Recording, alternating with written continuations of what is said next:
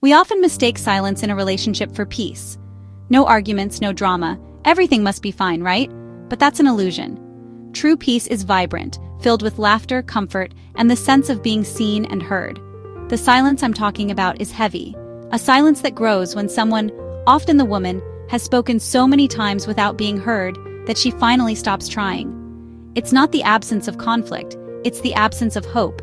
This is the silence of resignation, a symptom of deep emotional exhaustion. In the beginning, there was noise. Questions, conversations, even disagreements. That noise was effort. When the questions stop, it's not because the problems are gone. It's because someone has decided it's no longer worth the energy. We must learn to differentiate between the silence of comfort and the silence of distance. The silence of distance is a cold wall, built brick by brick with every unheard plea. If your home has fallen quiet, ask yourself, is this peace or is this surrender? Remember the beginning? The questions were endless. How was your day? What are you thinking about? These weren't just questions.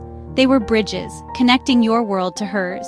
Her curiosity was care. Her questions, the lifeblood of your connection. When she asked about your tough meeting or reminded you to call your mom, she was investing in your life together. Each question was a gentle reminder. I see you. I care. These questions illuminated the path between you, making sure you weren't walking in the dark. Emotional intimacy is built on this quiet consistency, not grand gestures. But this well of questions isn't infinite. It needs reciprocation. Love is a dialogue, not a monologue. Her questions were an invitation. Let's do this together. When she stops asking, it's a sign the hope is fading. The transition is subtle, a slow fade, like a photograph left in the sun. The questions become less frequent, the follow-ups disappear. She stops reaching out, not out of malice, but self-preservation. A heart can only take so much silence before it starts to feel invisible. The quiet that settles in isn't a choice, but a consequence of exhaustion. She stops trying to build bridges you won't cross. The silence becomes a shield, protecting her from the ache of being unheard. She might still be there physically, but her spirit has retreated. You might think things have improved because the nagging has stopped, but it's the silence of a graveyard. She stops sharing joys and burdens. Her inner world is now closed. She's accepted you're not interested in her story, so she stops telling it. The silence is her final unspoken message. I wanted to share my world, but you never visited. Imagine carrying a heavy backpack every day. At first, you manage, but over time, the weight wears you down. This is emotional labor. Remembering birthdays, planning dates, checking the relationship's pulse. She pours energy into the relationship, but nothing comes back.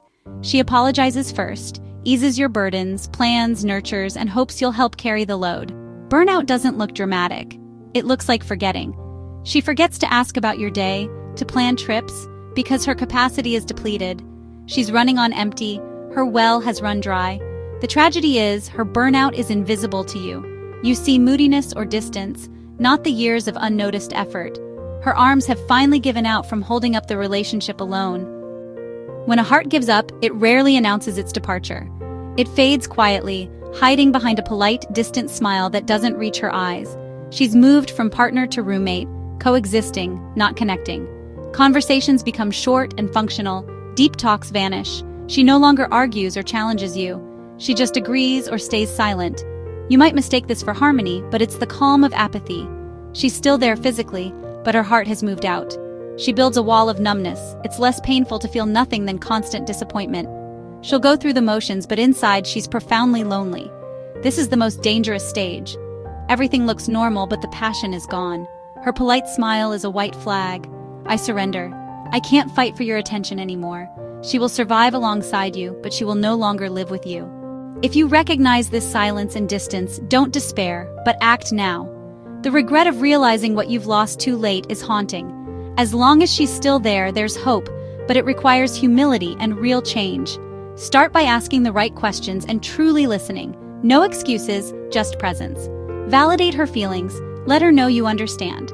Healing comes from small daily efforts, not grand gestures. Put your phone down, ask about her day, take on some emotional labor. Saving love is about noticing. See her, her efforts, her pain. Love needs fuel from both people. Don't wait until the silence is absolute. Nurture the love that remains, and you may coax the flame back to life. If you enjoyed this video, please like and subscribe for more content.